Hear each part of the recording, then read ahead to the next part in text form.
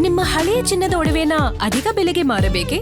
ಆಟಿಕಾಗೆ ಕಾಲ್ ಮಾಡಿ 8880 Attica gold company. ಅದು ನೋಡೋದಕ್ಕೆ ಸಾಮಾನ್ಯ ಫಾರ್ಮ್ ಹೌಸ್, ಆದರೆ ಅಲ್ಲಿ ನಡೀತಿದ್ದ ಚಟುವಟಿಕೆಗಳು ಜನರ ಆರೋಗ್ಯವನ್ನ ಅಪಾಯಕ್ಕೆ ತಳ್ತಿದ್ವು. ಹಣದಾಸೆಗೆ ನಕಲಿ ಔಷಧಿಗಳನ್ನ ಮಾರಾಟ ಮಾಡಿ ಜೀವದ ಜೊತೆ ಚೆಲ್ಲಾಟ ಆಡ್ತಿದ್ದ ಜಾಲವನ್ನ ಔಷಧಿ ನಿಯಂತ್ರಣ ಅಧಿಕಾರಿಗಳು ಹೆಡೆಮುರಿ ಕಟ್ಟಿದ್ದಾರೆ. ದಾಳಿ ವೇಳೆ ಬರೋಬ್ಬರಿ 5 ಕೋಟಿ ಮೌಲ್ಯದ ನಕಲಿ ಔಷಧಿಗಳು ಪತ್ತೆಯಾಗಿದ್ದು, ಅವೆಲ್ಲವೂ ಕ್ಯಾನ್ಸರ್ ಪೀಡಿತವಾಗಿದ್ದವು ಅನ್ನೋದು ಆತಂಕದ ವಿಚಾರ ಆಗಿದೆ. ರೋಗಿಗಳ ಜೀವದ ಜೊತೆ ಮೆಡಿಸಿನ್ ತಯಾರಕರ ಚೆಲ್ಲಾಟ.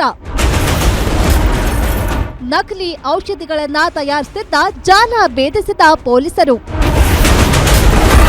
ಫಾರ್ಮ್ ಹೌಸ್ನಲ್ಲಿ 5 ಕೋಟಿ ಮೌಲ್ಯದ ನಕಲಿ ಔಷಧಿ ಪತ್ತೆ.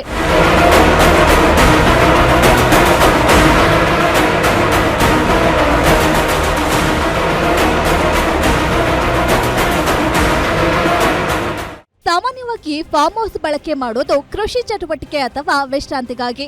ಆದ್ರೆ ಇಲ್ಲೊಂದು ಗ್ಯಾಂಗ್ ನಕಲಿ ಔಷಧ ತಯಾರಿಕೆಯ ಕೇಂದ್ರವನ್ನಾಗಿ ಬಳಸಿಕೊಳ್ತಿತ್ತು. ಈ ಕುರಿತು ಖಚಿತ ಮಾಹಿತಿ ಮೇರೆಗೆ ದಾಳಿ ನಡೆಸಿದ ಆಹಾರ ಸುರಕ್ಷತಾ ಮತ್ತು ಔಷಧಿ ಆಡಳಿತ ಇಲಾಖೆ ಅಧಿಕಾರಿಗಳು ಬೃಹತ್ ಜಾಲವನ್ನ ಭೇದಿಸಿದೆ. ಬಿಡದಿ ಸಮೀಪದ ದೊಡ್ಡೇರಿ ಗ್ರಾಮದ ಬಳಿ ಸಿದ್ದಯ್ಯ ಎನ್ನುವವರಿಗೆ ಸೇರಿದ ಫಾರ್ಮ್ ಹೌಸ್ ಅನ್ನ ಪ್ರಶಾಂತ್ ಅವರಿಗೆ ಲೀಸ್ಗೆ ನೀಡಲಾಗಿತ್ತು. ಲೀಸ್ಗೆ ಪಡೆದ ಪ್ರಶಾಂತ್ ಯಾರಿಗೂ ಅನುಮಾನ ಬಾರದಂತೆ ಕೋಟ್ಯಾಂತರ ಮೌಲ್ಯದ ನಕಲಿ ಔಷಧಿಗಳನ್ನ ತಯಾರು ಮಾಡ್ತಿದ್ರು. ಕಳೆದ 5 ತಿಂಗಳಿಂದ ತೆಲಂಗಾಣ ಹಾಗೂ ಹಿಮಾಚಲ ಪ್ರದೇಶದಿಂದ ಅತಿ ಕಡಿಮೆ ಬೆಲೆಗೆ ಕಳಪೆ ಔಷಧ ತರಿಸಿಕೊಳ್ತಿದ್ರಂತೆ. ಈ ನಕಲಿ ಔಷಧಿಗಳಿಗೆ ಪ್ರತಿಷ್ಠಿತ ಎಂಎನ್ಸಿ ಕಂಪನಿಗಳ ನಕಲಿ ಲೇಬಲ್ ಅಂಟಿಸಿ ದುಬಾರಿ ಬೆಲೆಗೆ ಮಾರಾಟ ಮಾಡ್ತಿದ್ರಂತೆ. ತಾವರೆಕೆರೆ ಪೊಲೀಸ್ ಸ್ಟೇಷನ್ ಲಿಮಿಟ್ಸ್ ಅಲ್ಲಿ ಏನೋ ಒಂದು ರೈಡ್ ಮಾಡಿದ್ದೀವಿ. ಆ ರೈಡಲ್ಲಿ ಸುಮಾರು 6 ಕೋಟಿಗಳಷ್ಟು ಏನು ಸ್ಪೂರಿಯಸ್ ಮೆಡಿಸಿನ್ಸ್ಗಳು ಸಿಕ್ಕಿದೆ. ಏನು ಸಿಕ್ಕಿರೋಂಥ ಮೆಡಿಸಿನ್ಸ್ಗಳನ್ನ ನಾವು ಮತ್ತು ಏನು FDA ಅವರಿದ್ದಾರೆ, ಡ್ರಗ್ ಕಂಟ್ರೋಲರ್ ಇದ್ದಾರೆ, ಅವರ ಜಾಯಿಂಟ್ ರೈಡಲ್ಲಿ ನಾವು ಅದನ್ನು ಹಿಡಿದಿದ್ದೀವಿ. ಏನು ನಮ್ಮ ಬೀಟ್ ಕಾನ್ಸ್ಟೇಬಲ್ ಅವ್ರಿಗೆ ಮಾಹಿತಿ ಇತ್ತು, ಆ ಮಾಹಿತಿ ಮೇರೆಗೆ ನಾವು ಫಸ್ಟ್ ದಾಳಿ ಮಾಡಿದ್ವಿ. ನಂತರದಲ್ಲಿ ಇದು ಆಲ್ಮೋಸ್ಟ್ ಎಲ್ಲ ಮೆಡಿಸಿನ್ಸ್ ಇದ್ದಿದ್ದರಿಂದ ನಾವು ಡ್ರಗ್ ಕಂಟ್ರೋಲರ್ಗೆ ಮಾಹಿತಿ ಕೊಟ್ವಿ. ಅವರು ಸ್ಥಳಕ್ಕೆ ಬಂದು ಪರಿಶೀಲನೆ ಮಾಡಿದ ನಂತರದಲ್ಲಿ ಇದು ಒಂದು ಸ್ಪೂರಿಯಸ್ ಮೆಡಿಸಿನ್ಸ್ ಅಂತ ಅವ್ರ ಮೇಲ್ನೋಟಕ್ಕೆ ಹೇಳಿದ್ದಾರೆ. ಅವನ್ನೆಲ್ಲ ಸೀಸ್ ಮಾಡ್ಕೊಂಡಿದ್ದೀವಿ. ಫರ್ದರ್ ತನಿಖೆಯನ್ನು ನಾವು ಮುಂದುವರಿಸಿದ್ದೀವಿ. ದಾಳಿ ವೇಳೆ ಸಿಕ್ಕ ನಕಲಿ ಔಷಧಿಗಳು: ಸೇಫಿಯಾ ವಿಜೆಂಟ್ 2.5 ಇಂಜೆಕ್ಷನ್ 5640 ಬಾಟಲಿ, ಒಟ್ಟು ಮೌಲ್ಯ 3,38,34,260 ರೂಪಾಯಿ. ಹಿಜ್ಲಾಮ್ ಇಂಜೆಕ್ಟಬಲ್ಸ್ 1531 ಬಾಟಲಿ, ಒಟ್ಟು ಮೌಲ್ಯ 52,24,537 ರೂಪಾಯಿ. ಅವಧಿ ಮುಗಿದ ಔಷಧಿಗಳು 30 ಬಾಕ್ಸ್ಗಳು, ಒಟ್ಟು ಮೌಲ್ಯ 35 ಲಕ್ಷ. ಕ್ಸಾವಿಟಾಸ್ ಇಂಜೆಕ್ಷನ್ 470 ಬಾಟಲ್, ಒಟ್ಟು ಮೌಲ್ಯ 27,49,500 ರೂಪಾಯಿ. ಎಂಲಾವಿಯೋ 264 ಬಾಟಲ್, ಒಟ್ಟು ಮೌಲ್ಯ 20,59,200 ರೂಪಾಯಿ. ಜಾವೆಸೆಪ್ಟಾ ಇಂಜೆಕ್ಷನ್ 165 ಬಾಟಲ್, ಒಟ್ಟು ಮೌಲ್ಯ 5,45,490 ರೂಪಾಯಿ.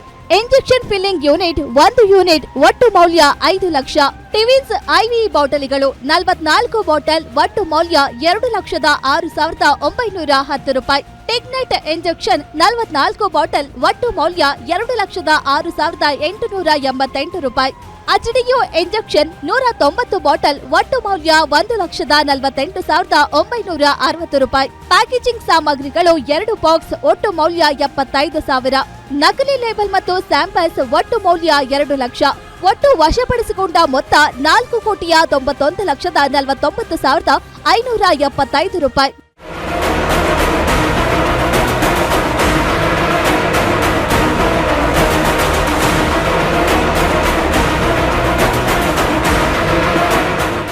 ಇನ್ನು ದಾಳಿ ವೇಳೆ ವಶಪಡಿಸಿಕೊಂಡ ನಕಲಿ ಔಷಧಿಗಳು ಕ್ಯಾನ್ಸರ್ ಪೀಡಿತ ರೋಗಿಗಳಿಗೆ ಹೆಚ್ಚು ಪೂರೈಕೆ ಆಗ್ತಿದ್ವು ಅನ್ನೋ ಆತಂಕ ಮೂಡಿದೆ. ಈ ಆಘಾತಕಾರಿ ಘಟನೆ ಬಗ್ಗೆ ಆರೋಗ್ಯ ಸಚಿವ ಯುಟಿ ಖಾದರ್ ಆತಂಕ ವ್ಯಕ್ತಪಡಿಸಿದ್ದು, ಈ ಜಾಲದಲ್ಲಿ ಯಾರೆಲ್ಲ ಭಾಗಿಯಾಗಿದ್ದಾರೆ ಅನ್ನೋದ್ರ ಸಮಗ್ರ ತನಿಖೆ ನಡೆಸೋ ಜೊತೆಗೆ ಇನ್ಮುಂದೆ ಇಂಥ ಘಟನೆ ಮರುಕಳಿಸದ ರೀತಿಯಲ್ಲಿ ಕ್ರಮಕ್ಕೆ ಅಧಿಕಾರಿಗಳು ಸೂಚಿಸಿದ್ದಾರೆ. ಇದು ಬರೀ ನಮ್ಮ ರಾಜ್ಯಕ್ಕೆ ಮಾತ್ರ ಸೀಮಿತ ಆಗಿಲ್ಲ, ಇದೀಗ ಬಿಡದಿಗೆ ಮಾತ್ರವಾ ಅಥವಾ ಬೇರೆ ಬೇರೆ ಜಿಲ್ಲೆಯಲ್ಲಿ ಇಂಥ ಜಾಲ ಇದೆ ಅಂತ ಪತ್ತೆ ಹಚ್ಚಬೇಕು. ಒಬ್ಬನ ಮಾಡ್ತಿದ್ದಾನ, ಇವನ ಬಗ್ಗೆ ಇನ್ನೂ ಕೂಡ ಸೈಂಟಿಸ್ಟ್ನವರಲ್ಲಿ ಎಲ್ಲಿದ್ದಾರಂತ ಕೂಡ ನೋಡಬೇಕು. ಎರಡನೇದು ಬೇರೆ ಬೇರೆ ರಾಜ್ಯದಿಂದ ಬರ್ತಾ ಇದೆ. ಈಗ ನಮಗೆ 2 ಮಾತ್ರ ಮಾಹಿತಿ ಸಿಕ್ಕಿದೆ, ತೆಲಂಗಾಣ ಮತ್ತು ಹಿಮಾಚಲ. ಇನ್ನು ಬೇರೆ ಬೇರೆ ರಾಜ್ಯದಲ್ಲಿ ಕೂಡ ಇಂಥ ನಕಲಿ ಘಟಕ ಅಲ್ಲಿ ಇದೆ ಅಂತೇಳಿ ಇವತ್ತು ನೋಡೋದು ವಿಚಾರ ಇತ್ತಾಗಬೇಕು. ಮತ್ತು ಯಾವ ದೊಡ್ಡ ದೊಡ್ಡ ಆಸ್ಪತ್ರೆಗೆ ಯಾರೇ ಇದರಲ್ಲಿ ಮೇಯ್ನ್ ಇದ್ದಾರೆ, ಇದೆಲ್ಲ ದೊಡ್ಡ ಮಟ್ಟದ ಪತ್ತೆ ಹಚ್ಚೋ ಕೆಲಸ ಆಗಬೇಕಾದ್ರೆ ಇದು ನಮಗೆ ಕೇಂದ್ರ ಸರ್ಕಾರ ರಾಜ್ಯ ಜಂಟಿಯಾಗಿ ಕಾರ್ಯಾಚರಣೆ ಮಾಡಲೇಬೇಕಾಗ್ತದೆ. ಇಲ್ಲಿ ತಯಾರಾದ ನಕಲಿ ಔಷಧಿ ಎಲ್ಲಿ ಹೋಗ್ತಿತ್ತು, ಯಾರ ಮೂಲಕ ರವಾನೆ ಮಾಡಲಾಗ್ತಿತ್ತು, ಹಾಗೆಯೇ ಆನ್ಲೈನ್ ಮೂಲಕ ಮಾರಾಟ ಮಾಡಲಾಗ್ತಿದ್ದ ಅನ್ನೋದ್ರ ಬಗ್ಗೆಯೂ ತನಿಖೆ ಮಾಡಬೇಕಿದೆ. ಕೇವಲ ಹಣದ ಆಸೆಗಾಗಿ ಜೀವ ಉಳಿಸುವ ಔಷಧಿಯನ್ನೇ ವಿಷವಾಗಿ ಪರಿವರ್ತಿಸಿದ ಈ ಜಾಲಕ್ಕೆ ಕಠಿಣ ಶಿಕ್ಷೆ ಆಗಬೇಕಿದೆ. ಸದ್ಯ ಕಿಂಗ್ ಪಿನ್ ಶೋಧ ಮುಂದುವರೆದಿದ್ದು, ಯಾವೆಲ್ಲ ಆಸ್ಪತ್ರೆ ಹಾಗೂ ಮೆಡಿಕಲ್ ಸ್ಟೋರ್ಗಳಿಗೆ ಈ ನಕಲಿ ಔಷಧ ರವಾನೆಯಾಗಿದೆ ಎಂಬ ಭಯಾನಕ ಸತ್ಯ ತನಿಖೆಯ ಬಳಿಕವಷ್ಟೇ ಹೊರಬೀಳಬೇಕಿದೆ. Ullas S Kiruvase, Guarantee News, Bengaluru.